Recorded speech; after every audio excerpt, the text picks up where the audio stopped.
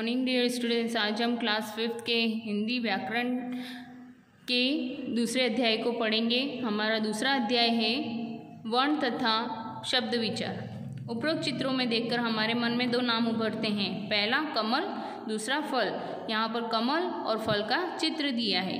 इन नामों के टुकड़े करने पर हम पाते हैं कि इन्हें बोलने में कई ध्वनियों का प्रयोग होता है, जैसे क प्लस अ, म प्लस अ, ल प्लस अ, कमल, फ प्लस अ, ल प्लस अ, फल। इनमें से प्रत्येक टुकड़ा एक वर्ण कहलाता है। वास्तव में वर्ण वह छोटी से छोटी ध्वनि या इकाई है जिनके और अधिक टुकड़े नहीं किए जा सकते। वर्णमाला, प्रत्येक भाषा के कुछ वर्ण होते हैं। ये सभी वर्ण एक निश्चित क्रम में होते हैं, जिसे वर्णमाला कहते हैं। इस प्रकार है वर्णों के क्रमबद्ध व व्यवस्थित समूह को वर्णमाला कहते हैं।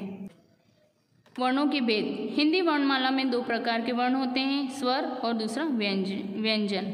पहला स्वर वे वर्ण होते हैं जिनका उच्चारण स्वतंत्र रूप से किया जाता है। हिंदी वर्णमाला में 11 स्वर होते हैं, जो इस प्रकार है अ, आ, ई, उ, री, ए, ऐ, ओ, औ। इनके अलावा 4 अतिरिक्त वर्ण स्वरों की भांति प्रयोग किए जाते हैं, जो इस प्रकार है अनुस्वर, अनुनासिक, विसर्ग, आगत ध्वनि। स्वरों के भेद। उच्चारण में लगने वाले स्वर के आधार पर स्वरों के 3 भेद होते हैं। ह्रस्व स्वर, इन स्वरों को बोलने में सबसे कम समय लगता है। इनकी संख्या 4 है। ये है अ, ई, उ तथा री। दीर्घ स्वर, इनके उच्चारण में ह्रस्व स्वरों से दुगुना समय लगता है। इनकी संख्या 7 है। ये है अ, आ, ई, उ, ए, ऐ, ओ तथा औ। तीसरा है प्लुत स्वर, इनके उच्चारण में ह्रस्व स्वरों में से 3 गुना समय लगता है। इन्हें दर्शाने के लिए स्वर के बाद लगाते हैं, जिसका अर्थ है 3 गुना। जैसे ओ में ओ प्लुत स्वर है। व्यंजन, दूसरा व्यंजन के वर्ण होते हैं जिनका उच्चारण स्वतंत्र रूप से नहीं हो सकता है। व्यंजनों का उच्चारण करते समय वायु को मुख के अंदर किसी न किसी स्थान पर रुकना पड़ता है। व्यंजनों को बोलने के लिए स्वरों की आवश्यकता होती है। व्यंजन के भेद। पहला है स्पर्श व्यंजन। क से म तक के सभी व्यंजन स्पर्श व्यंजन कहलाते हैं। इन्हें बोलने के लिए जीभ को मुंह के विभिन्न स्थानों को स्पर्श करना होता है। जीभ के स्पर्श के स्थान के आधार पर इन्हें 5 वर्गों में बांटा गया है। प्रत्येक वर्ग का नाम उनके वर्ण समूह के पहले वर्ण के आधार पर रखा गया है। यहाँ आपको वर्ण दे रखा है, व्यंजन, उच्चारण, स्थान। क वर्ग क, ख, ग, घ, अंग। कंठ से च वर्ग च, छ, ज, इ, तालु। ट वर्ग ट, ठ, ड, ढ, ण, मूर्धा। त वर्ग त, थ, द, ध, न, दंत। प वर्ग प, फ, ब, भ, म, ओष्ठ। दूसरा है अंतस्थ व्यंजन। इनका उच्चारण स्वरों तथा व्यंजनों के मध्य का होता है। इनकी संख्या 4 है। ये है य, र, ल, व, य, र, ल तथा व। तीसरा है ऊष्म व्यंजन। इनके उच्चारण में ऊष्मा उत्पन्न होती है। इनकी संख्या भी 4 होती है। ये है श, स तथा ह। चौथा है संयुक्त व्यंजन। संयुक्त व्यंजन 2 व्यंजनों के संयोग से बने व्यंजन संयुक्त व्यंजन कहलाते हैं। इनकी संख्या भी 4 होती है। क प्लस श तो श्र, उदाहरण श्रमा, कक्षा, पक्ष। त प्लस र, त्र, उदाहरण त्रिभुज, त्रिशूल, त्रिदेव। ज प्लस य, ज्ञ, उदाहरण ज्ञान, विज्ञान, विज्ञापन। श प्लस र, श्र, उदाहरण श्रम, श्रमिक, श्रेष्ठ। स्वर तथा उनकी मात्राएं। स्वर अपने मूल रूप में ही प्रयोग किए जाते हैं तथा मात्रा के रूप में भी स्वर जब व्यंजन के साथ मिलकर प्रयोग किए जाते हैं तो मात्रा का चिन्ह प्रयोग किया जाता है। प्रत्येक स्वर की एक अलग मात्रा होती है, जैसे अ, आ, ई, ऊ ऊ, री, ए, ऐ, ओ, औ। कोई मात्रा नहीं है, कोई मात्रा नहीं। कलम जैसे आ की मात्रा, ई की मात्रा, ई की मात्रा, ऊ की मात्रा, ऊ की मात्रा, री की मात्रा, ए की मात्रा, ऐ की मात्रा, ओ की मात्रा, औ की मात्रा। द्वित्व व्यंजन दो समान व्यंजनों के मेल से बने व्यंजन द्वित्व व्यंजन कहलाते हैं, जैसे तत्, कक, स, लल, मम।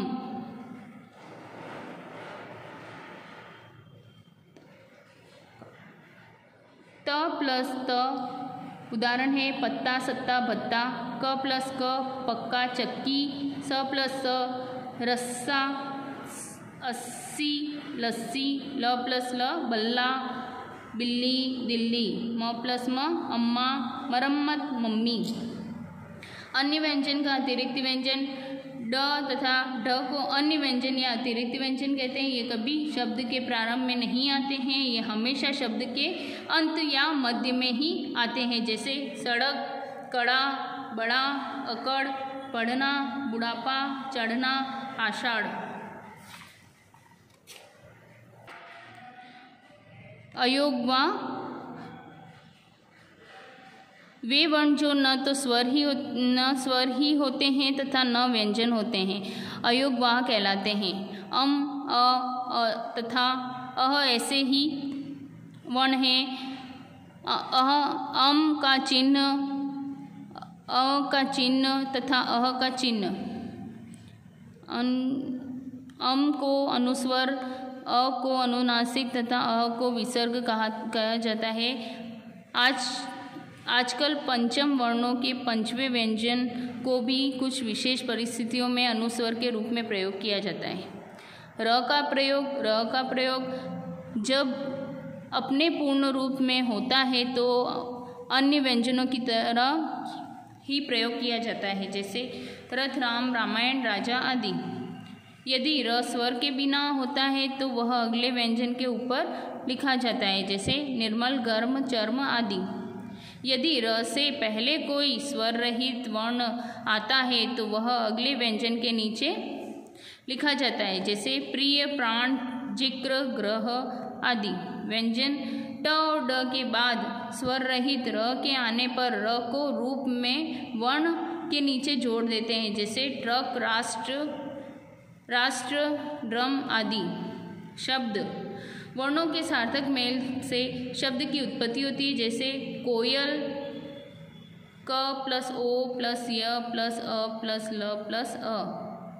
गिनती ग प्लस ई प्लस न प्लस अ प्लस त प्लस ई।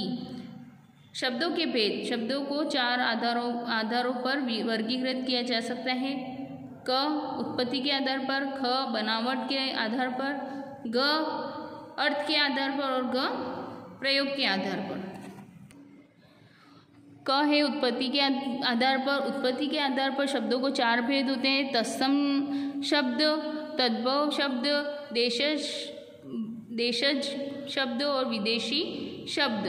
तत्सम शब्द संस्कृत भाषा के जो शब्द हिंदी भाषा में आकर बिना किसी बदलाव के अपने मूल रूप में प्रयोग होते हैं वे तत्सम शब्द कहलाते हैं, जैसे जीवा, दुग्ध, पक्षी आदि।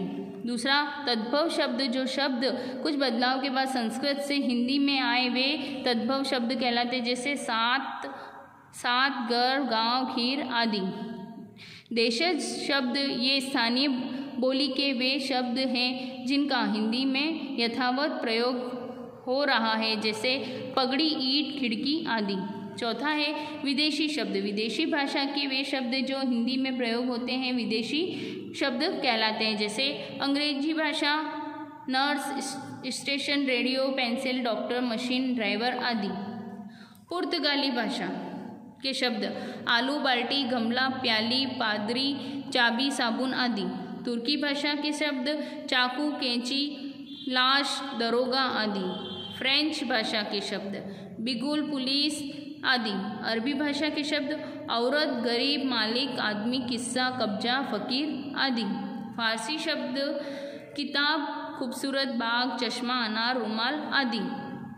ख, बनावट के आधार पर। बनावट के आधार पर शब्दों के 3 भेद होते हैं। रूट शब्द, जो शब्द किसी अर्थ को प्रकट करते हैं तथा जिनके और टुकड़े नहीं किए जा सकते, रूट शब्द कहलाते हैं, जैसे घर, माता पिता, कुल आदि। दूसरा, यौगिक शब्द, ऐसे शब्द जो 2 सार्थक शब्दों के संयोग से बनते हैं, यौगिक शब्द कहलाते हैं, जैसे राज प्लस कुमार, राजकुमार, राष्ट्र प्लस पति, राष्ट्रपति, राष्ट्रपति। तीसरा है योग रूढ़ शब्द, जो शब्द खंडित तो किए जा सकते हैं परंतु उन खंडों का सीधा अर्थ न निकलकर एक विशेष अर्थ निकलता है, योग रूढ़ शब्द कहलाते हैं, जैसे पंख प्लस ज, पंकज, की चतुर प्लस आनंद, चतुरानंद। ग है अर्थ के आधार पर। अर्थ के आधार पर शब्द 2 प्रकार के होते हैं, सार्थक और निरर्थक। वे शब्द जिनका एक निश्चित अर्थ होता है सार्थक शब्द कहलाते हैं, जैसे घर, पुस्तक, आकाश, जल, वायु आदि। निरर्थक शब्द जिन शब्दों का कोई निश्चित अर्थ नहीं होता है, निरर्थक शब्द कहलाते हैं, जैसे पगस, पर, साज, टठक आदि। ग, प्रयोग के आधार पर। प्रयोग के आधार पर शब्द 2 प्रकार के होते हैं, जैसे विकारी शब्द, ऐसे शब्द जिनके रूप में लिंग, वचन, कारक अथवा काल के कारण परिवर्तन आ जाता है, उन्हें विकारी शब्द कहते हैं। ये 4 प्रकार के होते हैं। संज्ञा शब्द, जैसे लड़का, लड़की, कवि, कवियत्री, लेखक, लेखिका आदि। सर्वनाम, जैसे मैं, तुम, वह, आप, हम, वे आदि। विशेषण शब्द, जैसे सुंदर, कठोर, काला, गोरा, मीठा आदि। क्रिया शब्द, जैसे पढ़ना, लिखना, खाना, गाना, पढ़ना, चलना, खाना, गाना आदि। दूसरा है अविकारी शब्द, ऐसे शब्द जिनके रूप में लिंग, वचन, कारक अथवा काल के कारण कोई परिवर्तन नहीं होता है, उन्हें अविकारी शब्द कहते हैं। ये भी 4 प्रकार के होते हैं। क्रिया विशेषण शब्द, जैसे तेज, धीरे, थोड़ा, अधिक, अचानक आदि। संबंध बोधक शब्द, जैसे के साथ, के पास, बीच में, नीचे, सामने आदि। समुच्चय बोधक शब्द, जैसे या, अथवा, और, तथा, इसलिए, बल्कि आदि। विस्मयदि बोधक शब्द, जैसे हो, अरे, आहा, हाय आदि। Thank you.